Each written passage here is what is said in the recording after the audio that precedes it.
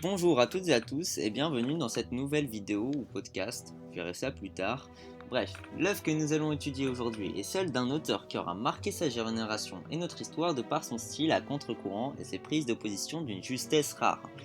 Je parle là d'Honoré de Balzac et de son premier roman réaliste, Le Père Goriot.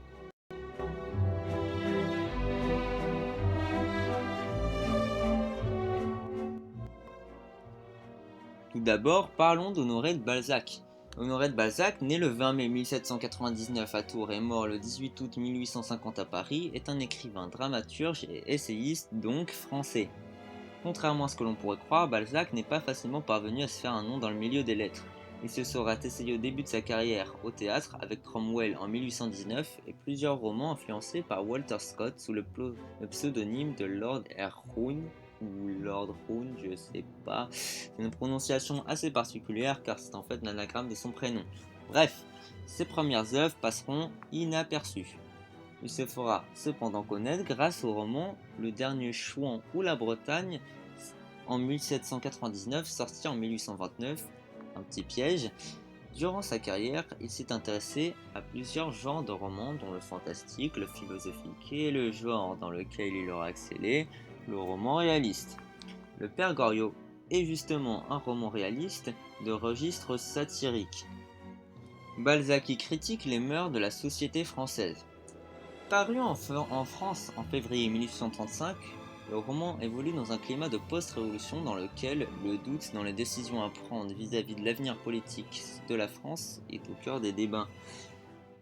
Ce roman fait partie, entre guillemets, d'une famille de romans créés par Balzac dans le but de dépeindre l'humain français du XIXe siècle dans tous ses aspects psychologiques. Dans Le Père Goriot, c'est la relation des gens par rapport à l'argent qui est abordée. Nous suivons l'histoire d'Eugène de Rastignac, un jeune étudiant en droit venu d'Angoulême dont la famille a perdu toute sa richesse. Eugène a la forte intention de se faire un nom dans la société parisienne et avec le peu d'argent que possède sa famille, il va entrer au sein d'une modeste pension dans laquelle il fera plusieurs rencontres, dont celle avec le personnage éponyme, le Père Goriot. Le Père Goriot, c'est un vieil homme. Il était auparavant très riche, or, à la mort de sa femme, il est resté seul avec ses deux filles. Voulant le meilleur pour elles, il a dépensé sans compter pour les élever dans la société et avec l'espoir de peut-être les rejoindre dans cette haute société. De ce fait, il devint très pauvre, ce qui explique sa place à la pension. Le Père Goriot est un roman qui veut nous faire réfléchir à la place que l'argent occupe dans la société et dans les relations humaines.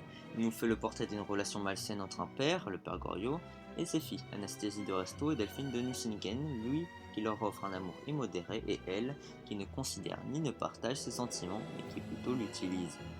L'autre grand thème est la place qu'occupe injustement l'argent pour s'élever socialement. Balzac abordera ce thème avec l'histoire d'Eugène.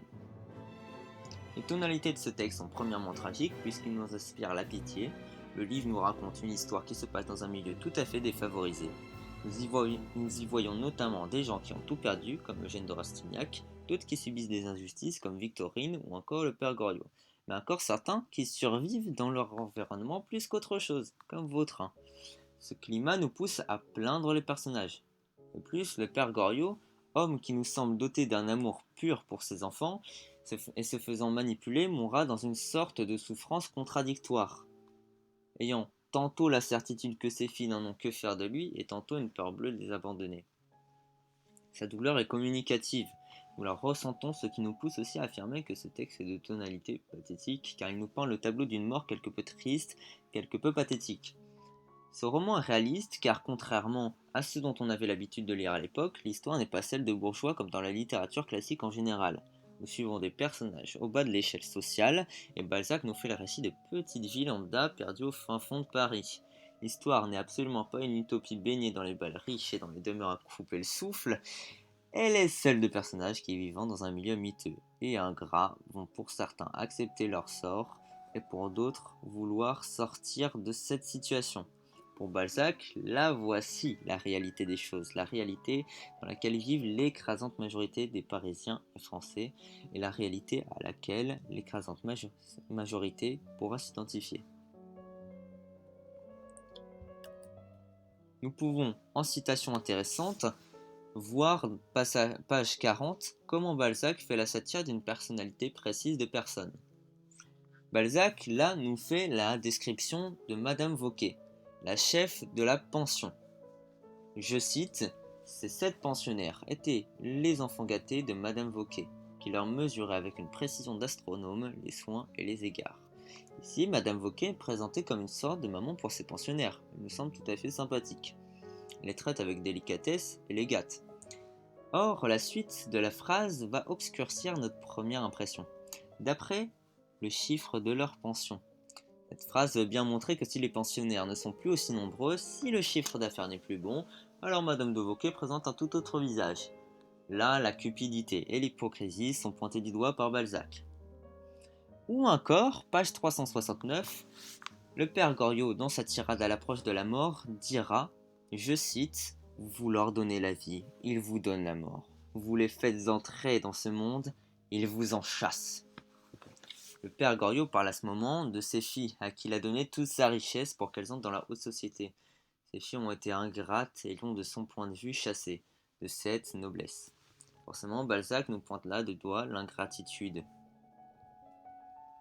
Voilà comment Balzac juge les siens tout au long de son livre par l'expérience et la personnalité des personnages qu'il crée. C'est un roman dans lequel l'histoire ne fait pas le livre, mais dans lequel dans lequel les personnages font le livre. Mais comme les personnages sont si importants, laissez-moi vous les présenter. D'abord, le personnage le plus important peut-être du roman, Eugène du Rastignac. Eugène, c'est un jeune homme plein d'espoir. La vicomtesse de Beauséant le dira elle-même, il a encore le cœur plein de rêves. Il incarne donc la fougue, la naïveté, l'ambition de la jeunesse. Pour son avenir, il ne s'autorise que les sommets. Il dira d'ailleurs à la fin du livre ces mots désignés de grandiose par Balzac, « À nous deux, maintenant ». Preuve que même dans la souffrance et la tristesse qu'engendre la mort du père Goriot, père avec lequel il avait tissé de forts liens d'amitié, tant qu'il n'en a pas atteint la pointe, il n'en aura jamais fini avec la montagne. Il est donc plus proche de la création puisqu'il ne cessera de vouloir se créer des richesses, un capital et un nom. Passons maintenant à la vicomtesse de Beauséant. Étant de la haute noblesse et la cousine d'Eugène, Monsieur de Rastignac y verra la possibilité d'approcher de son but. Elle l'aidera tout au long dans sa quête de s'insérer dans une société qui lui est nouvelle. Elle-même exprime parfois à Eugène un certain dégoût de ses semblables, de la noblesse. Elle les trouve tous hypocrites ou mauvais. Elle incarne, je pense, l'altruisme. Elle dira à Eugène, excusez-moi, quand ils se rencontreront pour la première fois, vous avez raison, le monde est un bourbier, tâchant de rester sur les hauteurs et d'accepter les hommes et les femmes comme des chevaux de poste. Si jamais vous avez un sentiment vrai, cachez-le. Si jamais vous aimez garder votre secret, ne le laissez jamais soupçonner. Jamais vous ne seriez perdu, je vous aiderai. Il vous faut une femme jeune, riche et élégante. La vicomtesse est déjà au sommet de la montagne, elle ne veut plus comprendre ce monde, juste le quitter car il n'a plus rien à lui offrir. Et maintenant, elle veut laisser sa chance à d'autres de se sortir de la misère, elle est donc plus proche de la création que de la destruction. Le père Goriot, personnage donc éponyme, comme je l'ai dit, c'est un vieil homme ayant tout perdu et ayant fait sa vie. Il est en quelque sorte opposé de Rastignac, il n'a plus réellement d'autre ambition que d'entretenir au mieux ses filles. Il est naïf et restera dans son erreur jusqu'à sa mort. Par amour, il ne s'avouera jamais définitivement que ses filles se sont révélées ingrates. Il dira à Eugène, « Vous devez aimer votre père et votre mère, vous !» dit le vieillard en serrant de ses mains défaillantes la main d'Eugène. « Comprenez-vous que je vais mourir sans les voir, mes filles, avoir soif toujours et ne jamais boire, voilà comment j'ai vécu depuis 10 ans. Mes 2 gendres ont tué mes filles. Oui, je n'ai plus eu de filles après qu'elles ont été mariées. Père, dites aux chambres de faire une loi sur le mariage, enfin. Ne mariez pas vos filles si vous les aimez. » Le père Goriot est proche de la destruction. Son argent, il le donne à ses filles qui, nous le verrons plus tard, ne l'utilisent qu'à des fins superficielles pour payer leurs dettes. L'argent n'est alors pas réinvesti, le père Goriot détruit ses richesses. Parlons donc de ces filles. Comme elles ont un profil assez commun, je ne parlerai que d'une seule fille. Delphine de Nucingen. Elle est la fille aînée du père Goriot et l'amante d'Eugène. Et contrairement à ce que ce dernier pensait, Delphine de Nucingen ne l'a pas réellement aidé à s'élever. Au contraire, elle lui a coûté de l'argent. Delphine incarne la superficialité. Si. Son souhait le plus cher, quand Eugène la rencontre, c'est d'être invitée chez Madame de Beauséant, ce qu'Eugène lui donnera la possibilité de faire. Elle n'a pas de scrupule à solliciter son père déjà fauché pour lui offrir une robe dans le but d'être la plus belle ou belle de la vicomtesse. Elle dira à Eugène, lorsqu'elle recevra l'invitation de sa part, « C'est à vous que je dois ce bonheur, vous me trouvez sans doute frivole, légère, mais personne ne m'a jamais invité dans ce monde-là. » La comtesse Anastasie de Restaud, qui est la fille cadette du père Goriot, est animée par la même superficialité. Elle ne verra même pas voir son père lors de sa mort. Ce qui est ironique, c'est que chacune des deux pense être plus noble envers leur père que l'autre. Ironique, non? Passons maintenant à Vaudrin. Vaudrin est un personnage très contrasté. Pour ceux qui connaissent son histoire, il est un homme qui a subi et subit toujours une injustice. Il est honnête, généreux et ne mérite pas ce qui lui arrive. Pour ceux qui ne savent pas ce que l'on dit de lui, il est un criminel malhonnête et homosexuel qui devrait aller en prison pour payer ce qu'il est pour ses actes. Pour moi, il est clair qu'il incarne la bravoure dans tous les sens du terme. Il est courageux puisqu'il subit son sort sans broncher et il est honnête et bon avec simplicité. Il dira lors de son arrestation « Messieurs les gendarmes, mettez-moi les menottes. Je prends à témoin les personnes présentes que je ne résiste pas.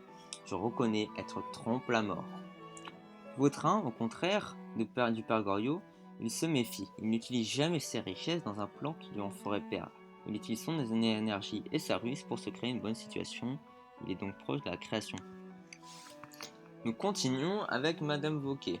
Madame Vauquet, c'est la patronne de la pension, elle y est très fortement attachée. Si Spinoza disait tout ce qui affecte l'esprit affecte le corps, et tout ce qui affecte le corps affecte l'esprit, pour Madame de Vauquet, tout ce qui affecte l'esprit affecte la pension, et tout ce qui affecte la pension affecte l'esprit.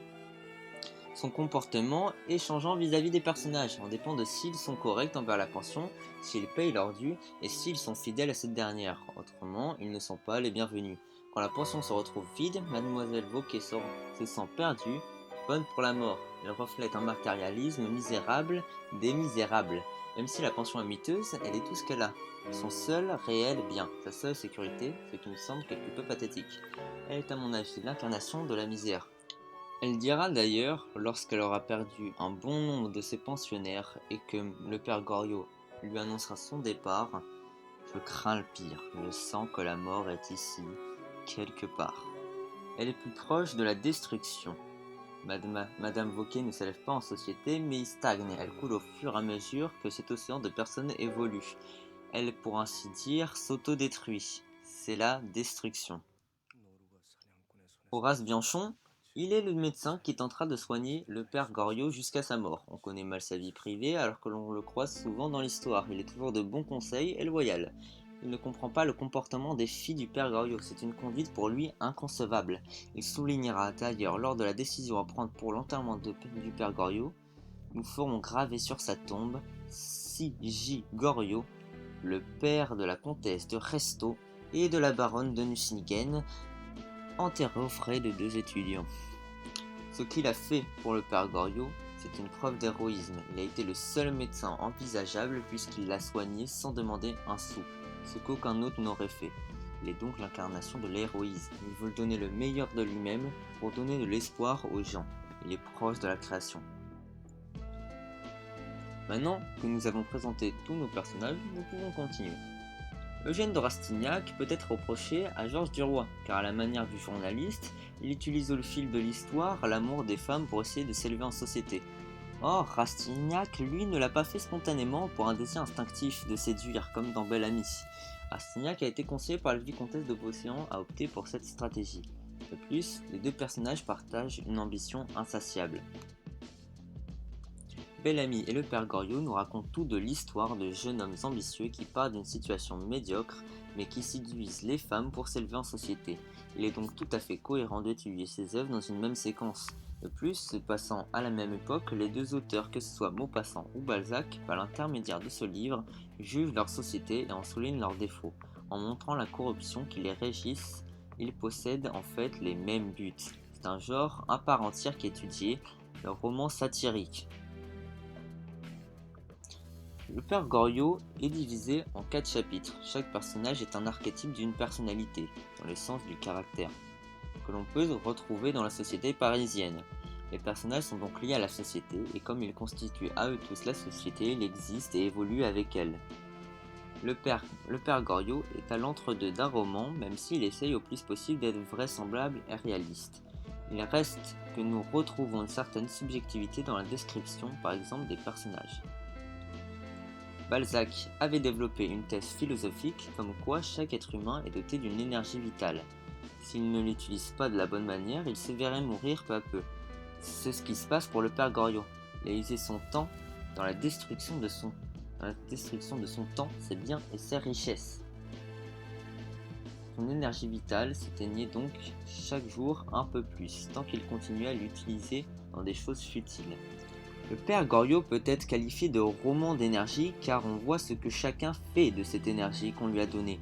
Dans quoi l'utilise-t-il? Et nous remarquons que les personnages oisifs par rapport à leur destin, comme la vicomtesse de Beauséant ou encore Madame de Vauquet, s'attristent et s'affaississent peu à peu, ou encore d'autres personnages qui utilisent leur temps dans de mauvaises activités se voient devenir désespérés comme Goriot ou ses fiches. Tandis que Rastignac, lui, plein d'ambition, son énergie ne baisse pas après même la fin de l'histoire, elle reste intacte car il veut s'en sortir. Il use son temps et son énergie pour se créer un avenir. Balzac nous dit en quelque sorte que ce que nous faisons est ce que nous deviendrons.